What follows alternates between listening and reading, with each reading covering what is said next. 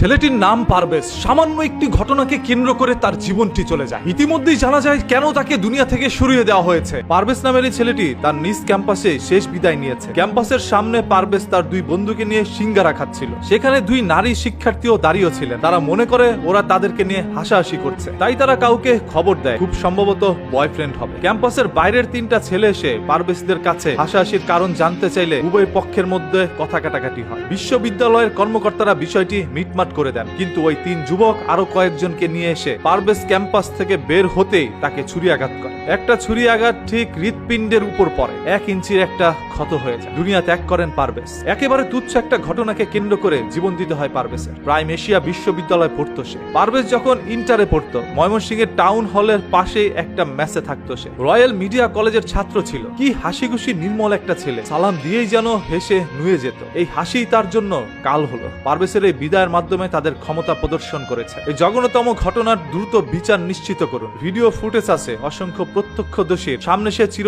নিদ্রায় ঘুমিয়ে গিয়েছেন। এখনো তার হত্যাকারীকে গ্রেপ্তার করা হয়নি। সে ঢাবি বুয়েটের ছাত্র না, এই জন্য কেউ চুপ থাকবেন না। সবাই আসামির বিচারের দাবি তুলুন। এই দেশের মধ্যে আবার দাবি না তুললে কারো বিচার হয় না। মানুষের জীবন নেওয়া এই দেশে এতটাই সহজ হয়ে গেল, যে খুশি যার জীবন নিয়ে যাবে। পারভেজের বাবা একজন প্রবাসী। সেই প্রবাসের মধ্যে বসে কঠিন পরিশ্রম করে পারভেজকে তিনি বাংলাদেশের মধ্যে পড়াশোনা করেছেন। মানুষের মতো মানুষ করে গড়ে তোলার জন্যই তার বাবার এই কঠিন পরিশ্রম। তবে আজকে হঠাৎ করে একটি আলো যেন নিভে গেল। পারভেজ তার বন্ধুদের সাথে হাসাহাসি করছিল, আর ওই মেয়েগুলো ভেবেছিল তাকে দেখে পারভেজটা হাসাহাসি করছে, যার কারণে সেই মেয়ের পরিচিত কয়েকটি ছেলেকে ফোন দিয়ে নিয়ে আসে। এসে পারভেজের সাথে বাগবিদণ্ডার মধ্যে জড়িয়ে যায়। কলেজের শিক্ষকরা বিষয়টি মিটমাট করে দিল। কিছুক্ষণ পরে পারভেজ যখন ক্যাম্পাস থেকে বেরোলো, তখনই ওই ছেলেগুলো আরো অসংখ্য ছেলেকে এনে তার উপর ঝাঁপিয়ে পড়ে, নির্মম ভাবে এই দুনিয়া থেকে তাকে সরিয়ে দেয়। ধরেই নিলাম দুইটি মেয়েকে দেখে পারভেজ হাসাহাসি করেছে, এই জন্য একটা জীবন দিয়ে দিতে হবে। ওই মেয়েগুলো কারা, ওই মেয়ের সাথে এই সকল ছেলেগুলোর সম্পর্ক কি, তাদেরকে দ্রুত বের করে আনো। এবং এই ঘটনাটিকে টেনে ধরে কিন্তু আবার রাজনীতির দিকে নেওয়া হচ্ছে, যেখানে উল্লেখ করা হয় বৈষম্য বিরোধী ছাত্র আন্দোলনের কিছু কর্মী এবং নেতা সহ এসে নাকি পারভেজের উপরে ঝাঁপিয়ে পড়েছিল। আর যেহেতু পারভেজ একজন ছাত্র দলের কর্মী, সেহেতু ছাত্র দল থেকেই কিন্তু মিছিল বের হয়েছিল, যে মিছিলের মধ্যে দাবি একটাই, বৈষম্য বিরোধী ছাত্র আন্দোলনের সেই সকল নেতাকর্মীকে যথাসম্ভব দ্রুত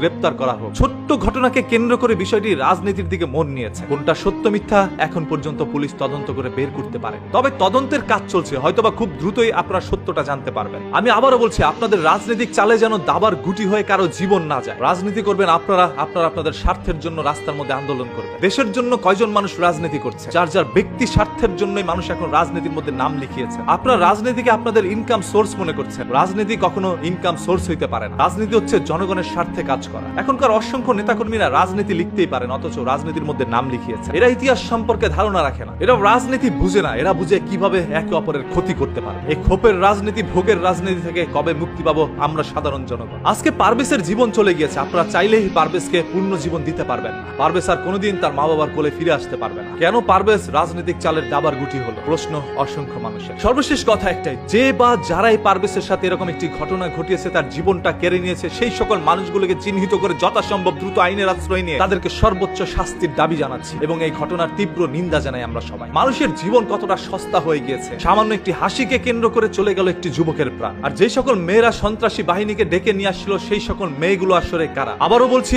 আপনার রাজনীতির গুটির চাল যেন কোনো পারভেজের জীবন না হয়।